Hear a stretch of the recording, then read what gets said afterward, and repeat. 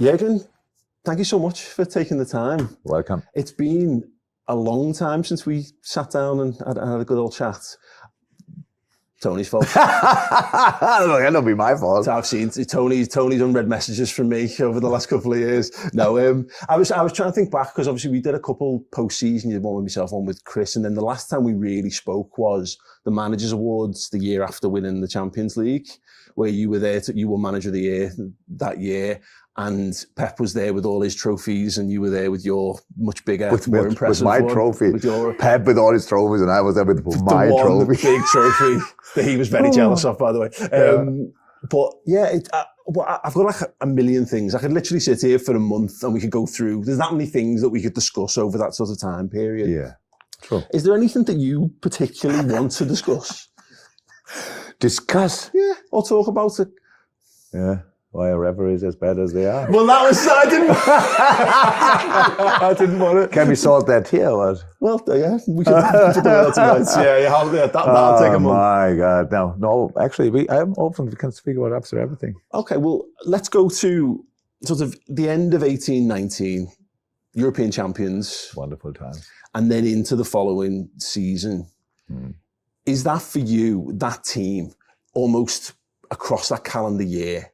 I mean, that's a team that is basically, it's perfection, right? Yeah.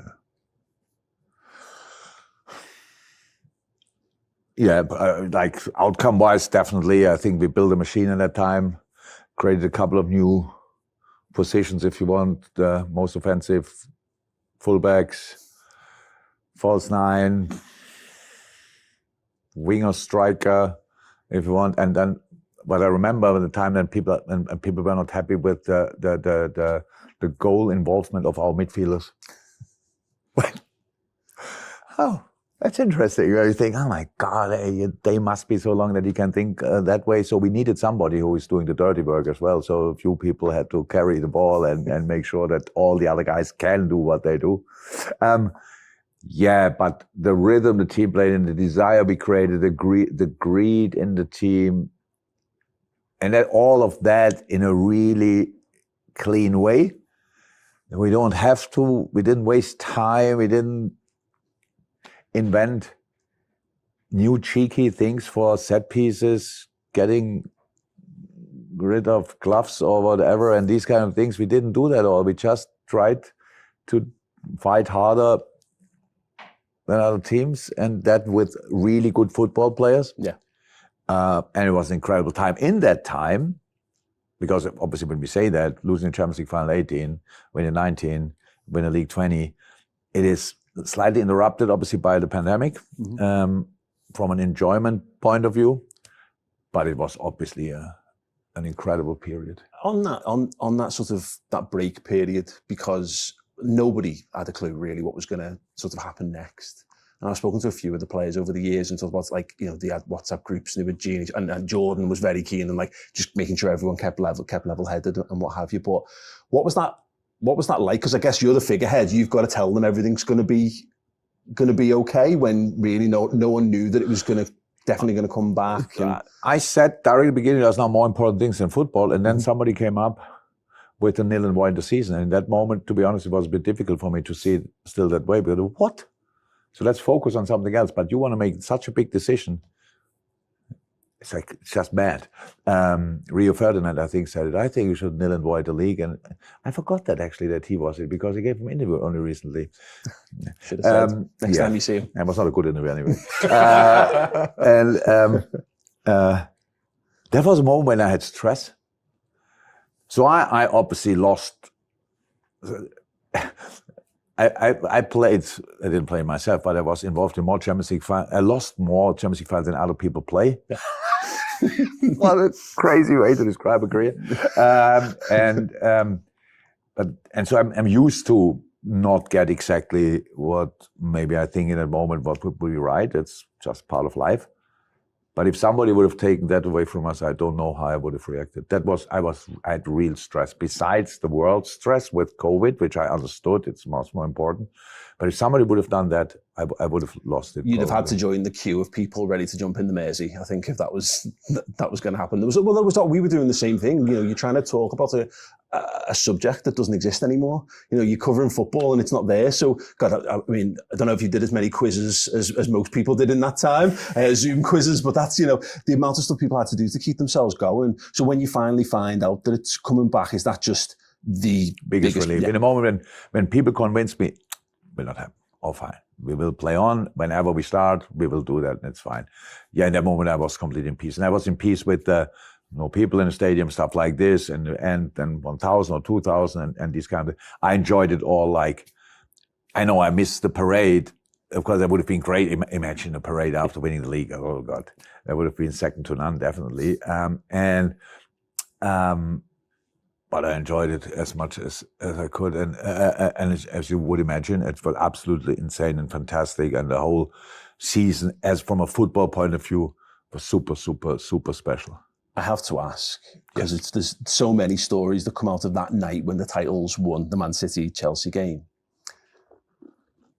Who put you up to ringing Alex Ferguson? Is it true that you rang Alex Ferguson on the night that the title was won? I heard that.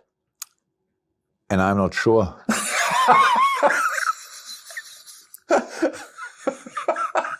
I know, yeah. Well, I think he claims that you did. Yeah, that's what I heard. But it's actually, I would say no, but Alex says it, and that's what I heard, that he said it. And I wouldn't say it's impossible. So I had a few drinks that night. Yeah. But actually, I never checked my phone. I just thought, yeah, you're probably right, but I can't remember. I can't really remember, but that's possible. That night happened a few things.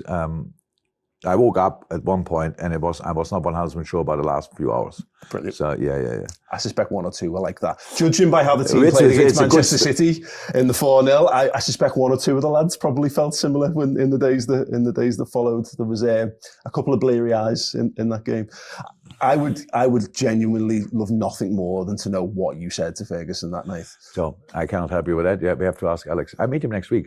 Find out for me. He wants to meet me one more time. I wouldn't say one last time, but one more time. And yeah, of course. Yeah. I just want to know that you just burst out laughing. I ask him. Maybe I'll check his phone, because I have probably been by a different one. That's his phone list. When was it exactly? May? This was... Oh no, it was May. It was earlier.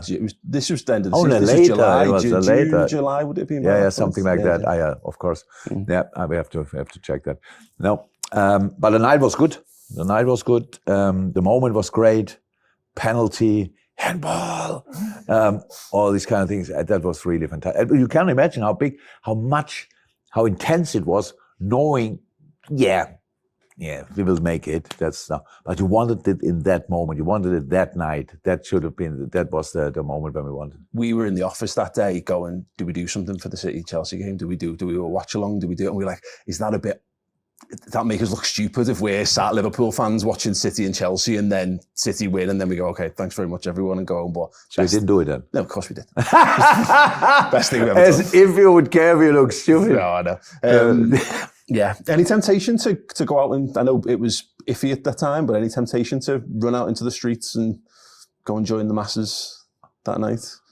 Oh, I was not. No chance. You no memory if you did it. No. No, I know where I woke up, so that's not possible. So I was in a hotel, so that's fine. No, but it was obviously a tricky time, so it was nobody was allowed to go out really. So I think Dejan Lovren we missed for a while. If somebody saw him in the city, they would not be surprised. But I only heard about that 1 or 2 days later. So I think the rest was partying there. It was a good party. Yeah. Without family. So, yeah. So that was strange. But besides that, it's you have to take things like they are. In that moment, it was not to change, and we made the best of it, and it was fantastic to experience it that way, and because it happened only once, obviously, would have been special anyway. But this was super special because nobody else had it like that before. Just to talk about some of the sort of harder times, I guess, and obviously the season that follows. Look, we can do. There's plenty of light to talk about. We always paid the bill, eh? Well, yeah. Well, that's kind of what I want to talk about. That run in the January. So it's 6 home defeats back to back in the season that follows. You've got no centre half.